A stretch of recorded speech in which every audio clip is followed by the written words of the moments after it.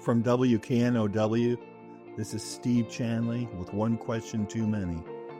Today's program is made possible by the law firm of Employer Advocates Group, serving California employers since 2002, with offices in Orange County and San Luis Obispo County, California. eaglawgroup.com. It's our good fortune today to be joined once again by Professor Austen Parrish. He's the Dean, Chancellor, Professor of Law at the University of California at Irvine School of Law. We'll be discussing today issues surrounding bar examinations that attorneys throughout the country must pass. Thank you for being with us again. Steve, great to be with you and Ray. I'm glad to be here again. So the results of the California State Bar Exams Administration from July 2025 just came out about a week or two ago. How did the graduates at UCI fare?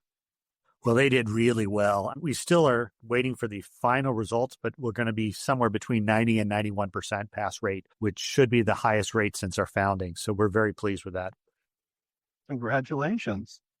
Yeah, it was a great class of students. They worked hard, and so I think the pass rates reflect their hard work, which is nice to see. The requirement that an attorney pass an examination before being permitted to practice law is not a federal law, correct? That's right. It's state-based.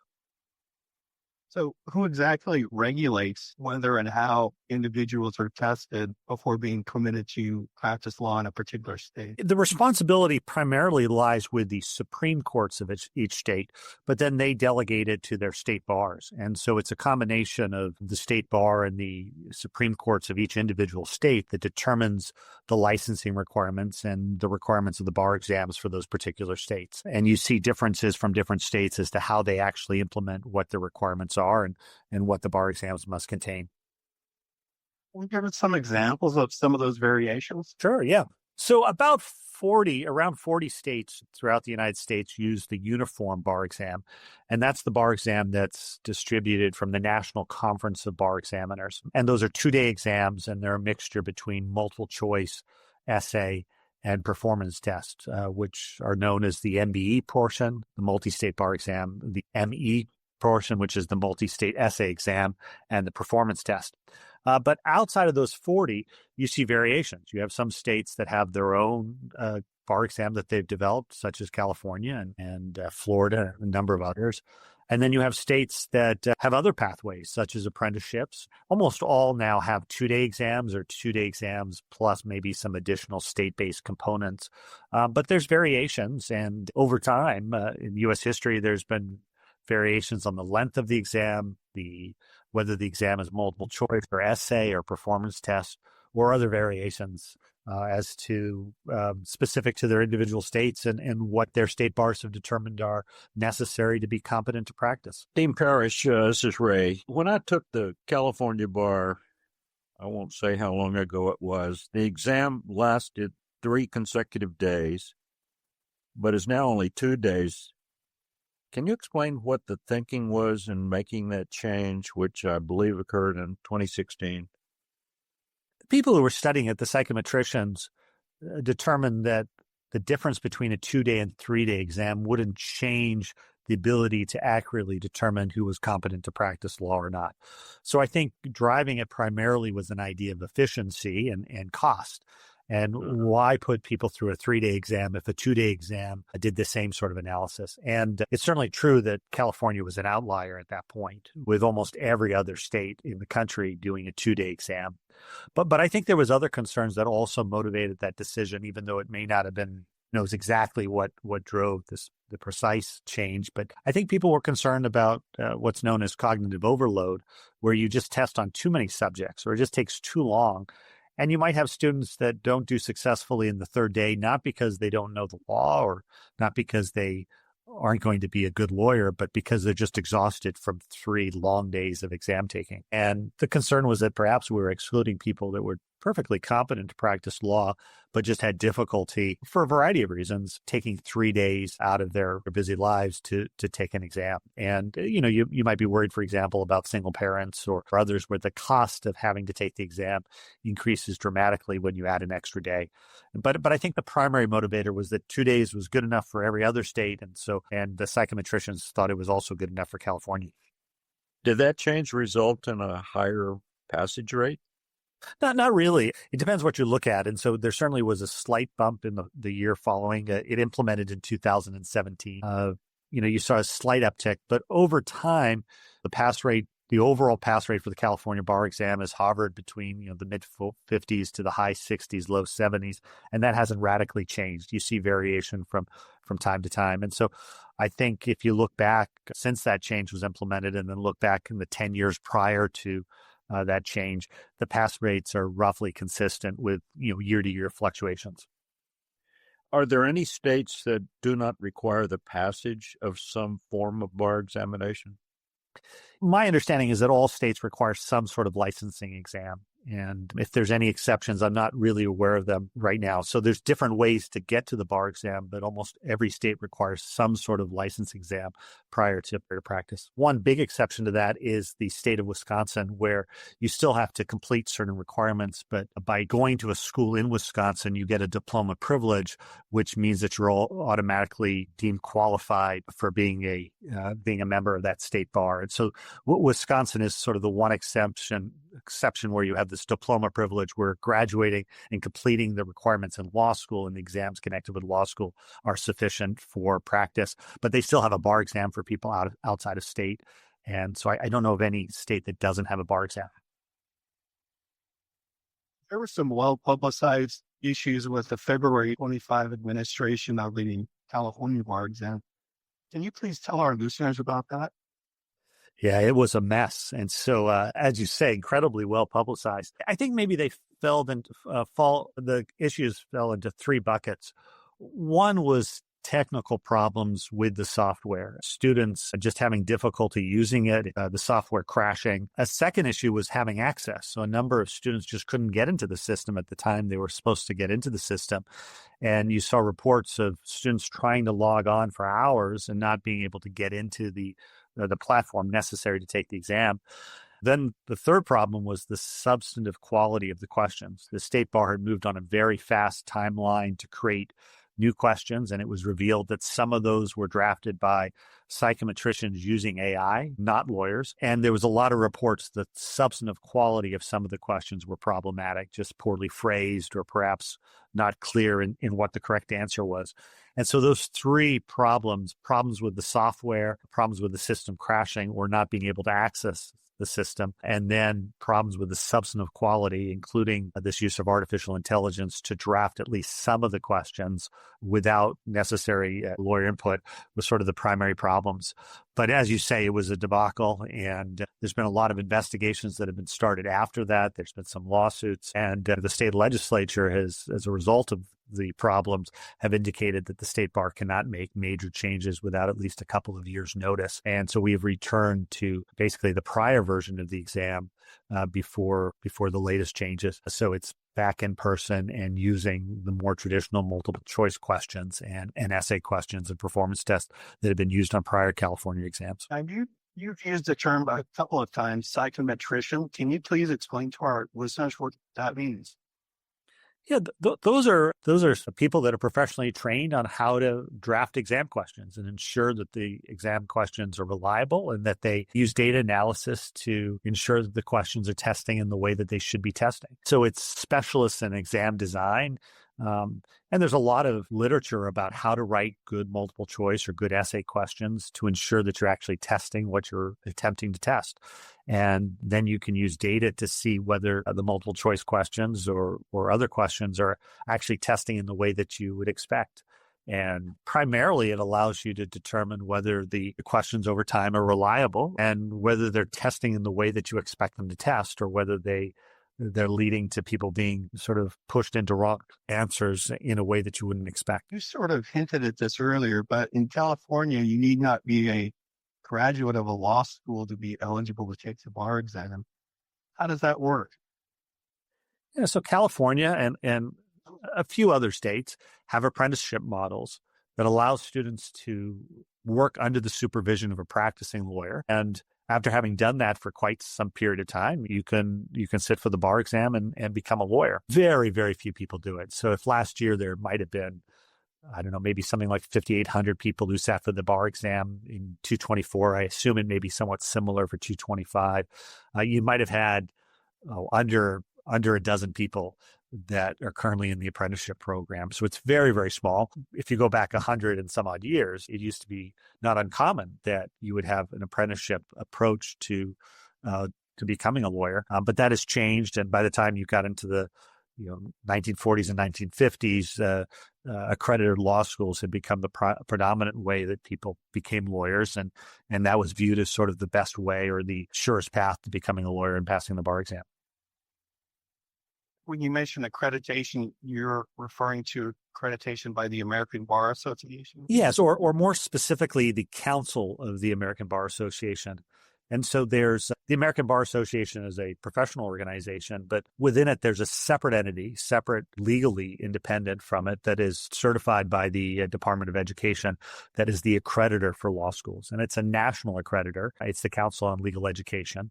And they have a series of standards that schools need to comply with to ensure that the school meets basic standards of competency for lawyers. And most of it is things that are not surprising. It requires that you have a certain number of faculty, that you have certain kinds of facilities that are available. The standards are extensive, and so it requires many things, but it's intended to protect the public and ensure that schools or institutions aren't predatory, but are providing a strong quality of education. And since that process has been around since the late 1800s, the council began accrediting schools, more formally in the 1920s, and then in the early 1950s, they became the formal national accreditor. There's still unaccredited schools out there, and so there is some variation, but there's about 200 ABA council accredited law schools throughout the United States. And those are generally the highest quality schools. And those are the ones where by going to an ABA council accredited school, you're eligible to sit for any bar exam in the United States. Are there any reasons why some law schools, such as smaller schools, might choose not to seek ABA council accreditation? Yeah, absolutely. So there's a lot of requirements around council accreditation, and it's expensive because it's based on a high-quality model of education. Certainly in the history of California is that they, in the 1940s, when they were considering these issues, they decided that they wanted to continue to have some correspondence schools or evening program schools that might not meet the requirements of quality that the ABA council accreditation requires. And so the idea is that you might be able to have more flexibility in those programs. You might offer more part-time programs. You might allow students to take a longer time to complete graduation. You might not have fixed facilities. You may not have any full-time faculty. You may not have any libraries. And that still may serve an important purpose. So you see about, I think currently 4 states have non-ABA accredited schools, and there's about 30 to 35, I think right now it might be 33 non-ABA accredited schools that exist in the United States. And primarily they're smaller. They might be serving more rural communities, and they don't have the facilities or the finances to comply with the requirements that ABA accreditation demands. Dean Parrish, I want to go back to what I would think is maybe the most fundamental question about bar exams, and that's what's their purpose, basically, and what are they seeking to measure in terms of the people taking the exam? So there's some dispute about this, but I think traditionally people understand bar exams as trying to test minimum competency. And the idea is that if you've gone to law school or you've done an apprenticeship, then you should have the basic skills already by going through that process. And certainly accreditation is supposed to ensure some level of quality in that educational program. But that accreditation is not looking at individual students, it's looking at a program of education broadly. And so the bar exam is intended to ensure that each person who becomes a lawyer has met the requirements for minimum competency. And usually there's also an ethics requirement as well to ensure that somebody knows the basic law around the ethical practice of law. Now, there's lots of questions as to whether the modern bar exams actually do that and whether they test more than mere competency or basic competency. Some people argue they should be more difficult. Many people are worried that they're excluding some people who would be good lawyers.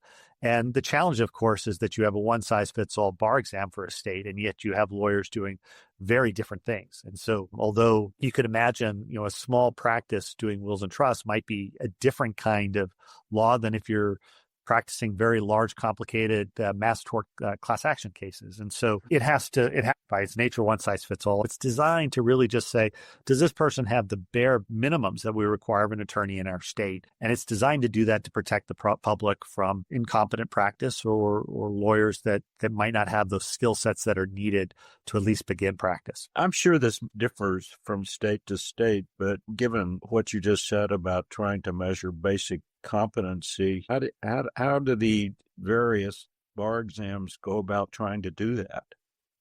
So I think primarily they mostly do it in the same way. So one, they're trying to see whether you have a basic understanding of some of the principles of law that exist in some of the main areas of legal practice. And so those are not surprising. That's understanding basic concepts of contracts and torts and civil procedure and constitutional law and property and all those first-year subjects that you study at most law schools. The second thing they're trying to do is ensure that you're able to do basic legal reasoning. Are you able to take a legal principle and then apply it to a particular fact situation and then come up with what the likely result should be? That's bread and butter of legal analysis, and it's what most of the multiple choice questions on bar exams do, which is requiring you to identify a particular principle and then apply it to a particular set of facts to come up with a likely result. And then the third thing, they're trying to test some basic legal skills. This could be writing a complaint or writing some discovery or writing a memo. And in the performance test components of exams, it's designed to sort of showcase or see whether you have basic ability to write in a legal writing style and whether you can do some basic skill, as I say, writing a memo, writing some discovery. There's a big movement right now in the National Conference of Bar Examiners to move away from some of the more traditional multiple choice testing and essay testing to what's known as the next generation bar exam. And the purpose of that change is designed to test more skills that lawyers might need to use earlier in their careers. And so less emphasis on memorization of a large body of law or large amount of legal principles, with the idea of reducing that and then testing more legal analysis abilities and ability to understand basic documents that lawyers might see early in their careers. But I think generally the basic intent or skills that they're trying to do is some basic substantive knowledge of of law and legal doctrine, and some ability to demonstrate an ability to do legal analysis applying law to specific factual situations. Some commentators have questioned bar examinations because they believe they are inherently biased against certain groups that are traditionally underrepresented in the legal field. What do you think about that?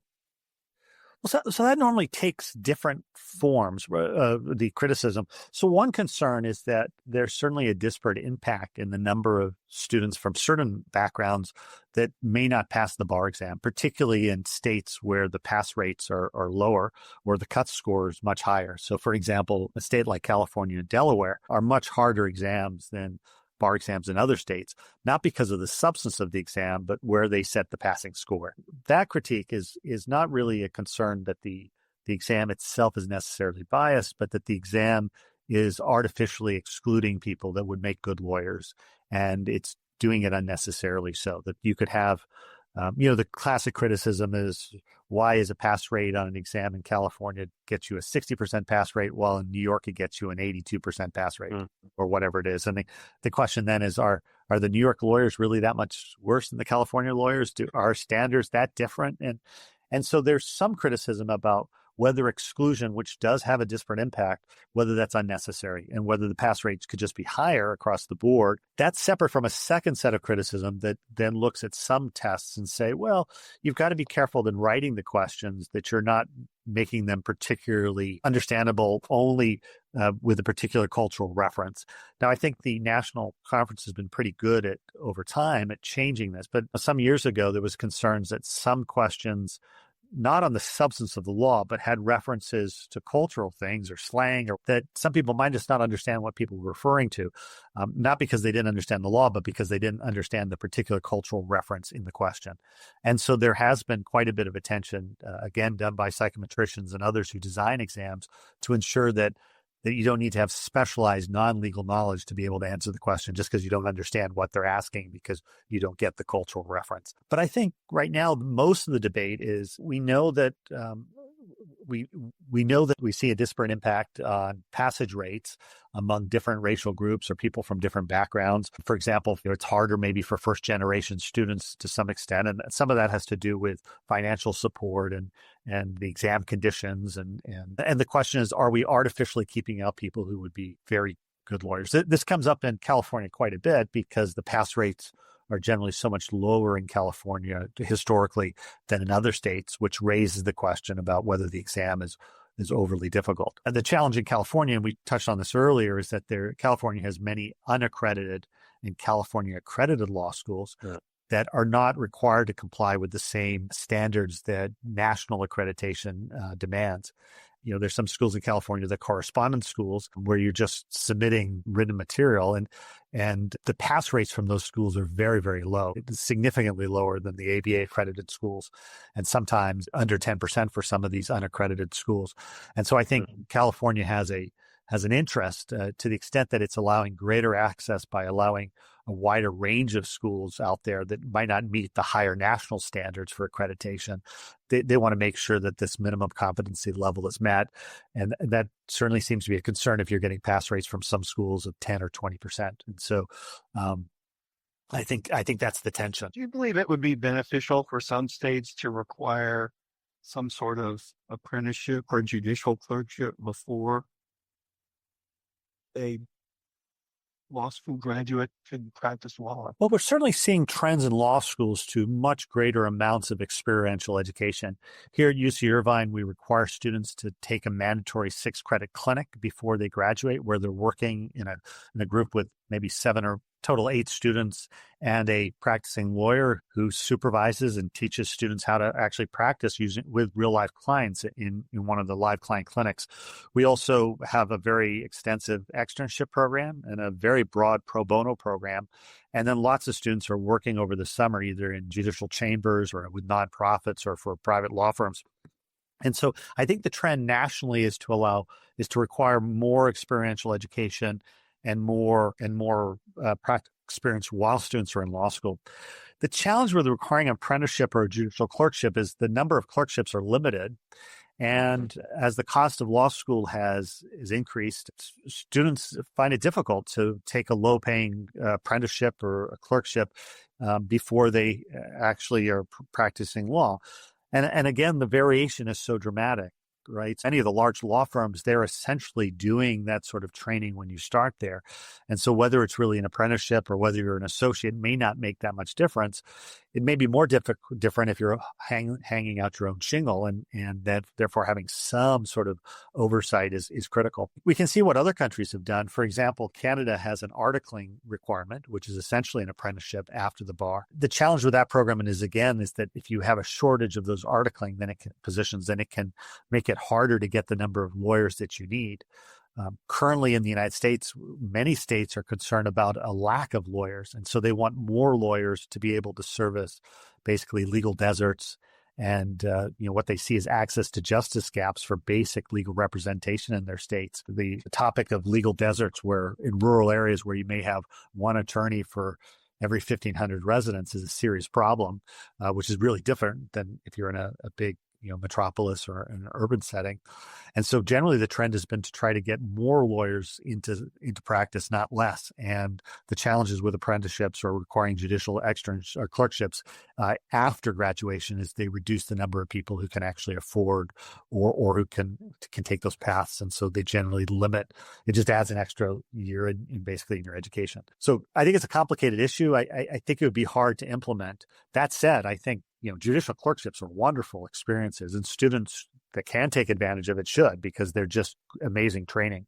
And students definitely need to do externships and pro bono projects and work in clinics and get as much hands-on experience as they can while they're in law school. And so I'm very kind of bullish on that. Whether you make it as a requirement, I think states would find that difficult to implement, and particularly states where they need more lawyers in areas, it could be problematic in that it would aggravate that problem.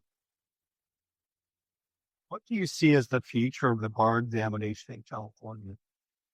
Yeah, it's hard to tell. The state bar is currently considering proposals. I think one approach is that they could move to what other states are doing and adopt a uniform bar exam. For example, the next generation bar exam that's going to come into play starting for the first time, I think, in July of 26, and then it will be implemented by other states over the next few years. It's possible that California might adopt that as their exam.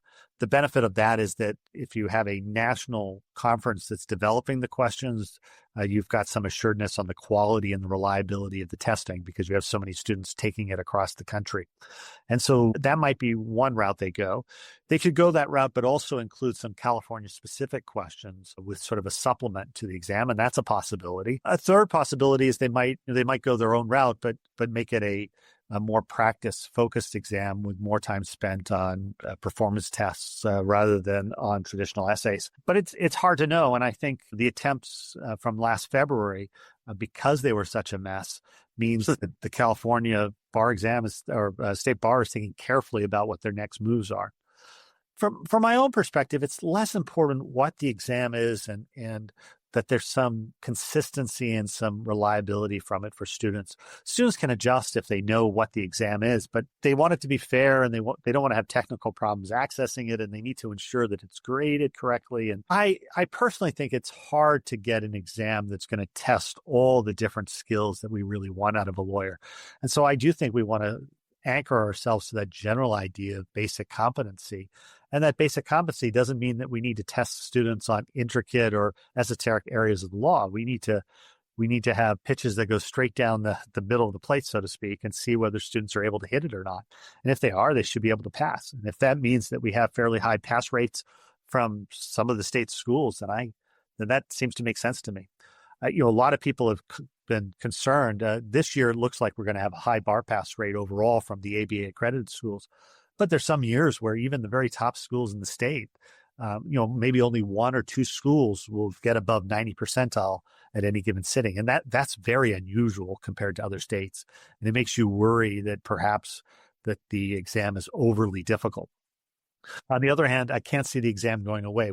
Because California has so many California accredited and unaccredited law schools, and the quality of that education varies so dramatically between those schools, some of them quite good, some of them not so good. California is going to need a bar exam that still has some teeth to it and ensures that only those who are competent and know the basic understanding of legal analysis and the basic understanding of legal doctrine should be able to practice. And then, of course, we'll see all the other conversations about, well, how do we continue to ensure that lawyers, after they pass the bar exam, are continuing to educate themselves? And that's another broad conversation about continuing legal education, particularly at a time when you see massive changes occurring with technology and AI, et cetera.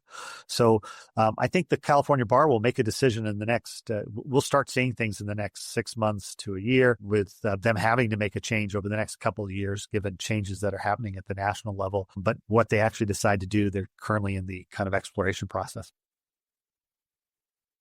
In what ways are the next-gen bar exams different from the current bar examinations? So mostly they're different in the way the questions are formatted, more short answer rather than multiple choice.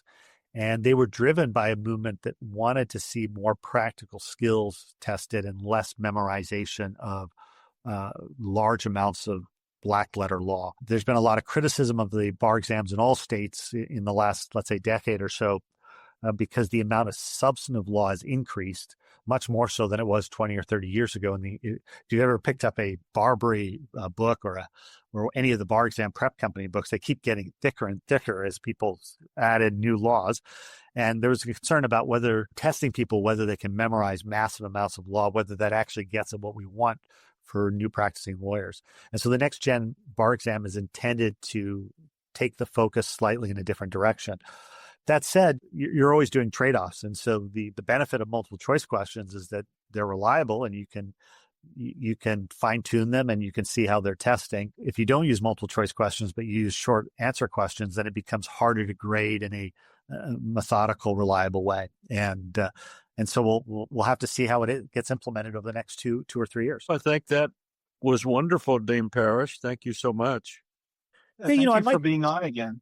Yeah, well, thank you. I was just going to say, I think these are critically important issues, right? The when you think about the quality of lawyering, and it really is a combination between the national accreditation process that has existed, for whatever 100 years or more, and the bar licensing process. And we're seeing a lot of these being re-examined as we see changes in the legal profession. And we're trying to create, I think, state bars and state Supreme Courts are trying to create that right balance of protecting the public without unnecessarily excluding people who would be great lawyers, particularly at a time when many parts or many of our places in our states need more lawyers, not less.